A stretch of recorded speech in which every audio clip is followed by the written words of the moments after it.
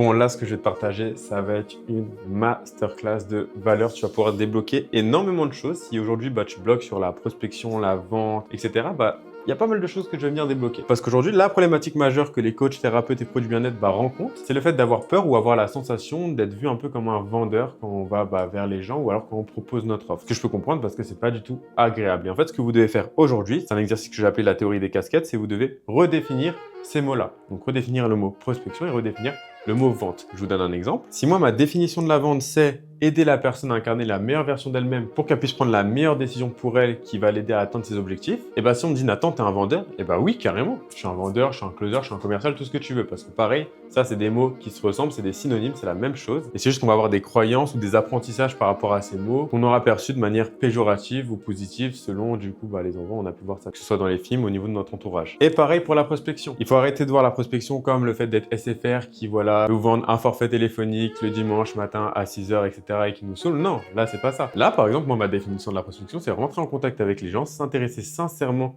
à ces personnes, essayer de comprendre leurs besoins et voir si je peux leur apporter déjà de la valeur dans un premier temps. Et comprendre par la suite si je peux les aider et ils sont ouverts à se faire aider. Et en fait, tout va dépendre juste simplement de votre intention. Et c'est ça la clé. On s'en fout de ce que les personnes disent, ce que vous avez entendu et ce que vous avez appris jusqu'à aujourd'hui. Il va falloir désapprendre ce que vous avez appris, même si c'est pas le plus facile. Et c'est en faisant ce travail-là et en trouvant la définition qui vous convient que vous pourrez vous connecter à la bonne intention et que ça va pouvoir être très facile pour vous et que vous allez même pouvoir attirer naturellement des clients à vous et des personnes qui vont être prêtes à investir avec vous.